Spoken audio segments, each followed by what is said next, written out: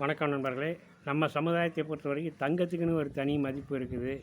ஏன்னு பார்த்தோம்னா, நம்மளோட அந்த திருமண சடங்குகளில் வந்துட்டு தங்கம் வாங்கி அதை தங்கத்தை நகையாக மாற்றி அதை இத்தனை பவுன் போடணும் அப்படிங்கிறது வந்து ஒரு கட்டாயங்கிற மாதிரி வச்சுருக்காங்க. ஏன்னா அது வந்து இன்னும் வந்து அதில் மாற்றம் பெருசாக வரலை.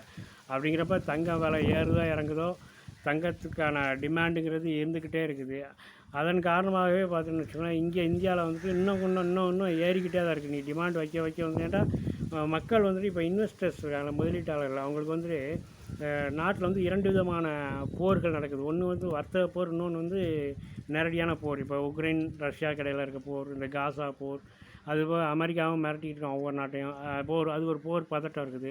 இன்னொரு பக்கம் அமெரிக்காவுக்கும் சீனாவுக்கும் இடைப்பட்ட ஒரு வர்த்தக போர். இந்தியாவுக்கும் அமெரிக்காவுக்குமே ஒரு பிரச்சனை இருக்க தான் இங்கே வர்த்தக போர் இருக்குது. ஆனால் நம்ம வந்து டபான்னு வந்துட்டு காலில் விழுகிற மாதிரி வந்துட்டு உங்களுக்கு ஆகிறதெல்லாம் நாங்கள் பண்ணி கொடுக்குறோம், நீங்கள் மட்டும் இந்த மாதிரி எதுவும் பண்ணிடுறாங்க அப்படிங்கிற அளவுக்கு இருக்கிறார் நம்ம மோடிஜி. அதனால் வந்து இது இங்கே வந்துட்டு ஓரளவுக்கு வந்துட்டு பெரிய அளவில் இல்லை. ஆனால் சீனா வந்துட்டு வந்து பாடுறாங்கிறான். அதே மாதிரி இன்னும் சில நாடுகள்லாம் வந்துட்டு நீ வந்து பாடுறா மவனே அப்படிங்கிற மாதிரி அமெரிக்காவோட வந்து டஃப்பாக இருக்கிறாங்க. ஏன்னா அந்த வர்த்தக போரும் இருக்குது. இந்த மாதிரியான சூழலில் வந்துட்டு தொழில் பாதிப்பு இருக்கும். தொழில் நிறுவனங்களோட பாதிப்பு, ஏற்றுமதி இறக்குமதிங்கிறது சர்வதேச அளவிலானது. அதில் ஒரு பாதிப்பு இருக்கும்போது நம்ம முதலீட்டாளர்கள் வந்து ஒன்று ஷேர் மார்க்கெட்டில் இன்வெஸ்ட் பண்ணுவாங்க, அப்படி இல்லாட்ட தங்கத்தில் இன்வெஸ்ட் பண்ணுவாங்க, அல்லது ரியல் எஸ்டேட்டில் இன்வெஸ்ட் பண்ணுவாங்க.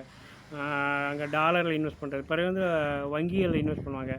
வங்கிகள் வந்துட்டு இப்போதைக்கு என்ன மோடி கவர்மெண்ட் வந்ததுலேருந்தே வந்து ஒரு நம்பகமானதாக இல்லை. அதுலேருந்து வர்ற வட்டியோட விகிதத்தை வந்து குறைச்சிக்கிட்டே தான் வர்றாரு. ரியல் எஸ்டேட்டும் வந்து ஒரு நம்பகமாக இருக்க மாட்டேங்குது. திடீர்னு வந்துட்டு ஏதாவது ஒரு இடத்த வந்துட்டு கவர்மெண்ட் வந்து ஏதாவது ஒரு திட்டத்துக்காக வந்து பிடிச்சிடாங்கிறப்ப வந்து இந்த அவுட்டரில் போயிட்டு இடம் வாங்குறதுங்கிறதே வந்து ரொம்ப பதட்டமான ஒரு விஷயமா இருக்குது, நம்பிக்கையாக இல்லை.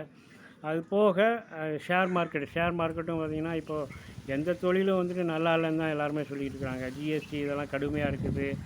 ஏற்றுமதி இறக்குமதி வரிகள், இந்த இதில் இருக்கிற குளறுபடிகள் எல்லாமே பார்த்தோன்னா வந்துட்டு ஏன்டா தொழில் பண்ணுறோம் அப்படிங்கிற மாதிரி தான் எல்லாருமே பேசிகிட்டு இருக்காங்க. அதனால் வந்துட்டு ஓவராலாக அந்த ஷேர் மார்க்கெட்டும் பெருசாக வந்து பூமாவில் ரொம்ப டவுனில் தான் இருக்குது. இப்படியான சூழலில் தங்கத்தில் தான் எல்லோரும் இன்வெஸ்ட்மெண்ட்டுக்கு வர்றாங்க. அதனால வந்துட்டு இப்போ தங்கத்தோட விலை பார்த்திங்கன்னா கிராமுக்கு 70,000க்கு மேலே இருக்குது. ஒரு பவுன் எடுத்துக்கிட்டோன்னா அது பாட்டுக்கு கிராமுக்கு வந்துட்டு 9,000க்கு மேலே இருக்குது. ஒரு பவுன் வந்துட்டு 70,000க்கு மேலே இருக்குது. இந்த மாதிரியான சிக்கல்லாம் இருக்குது.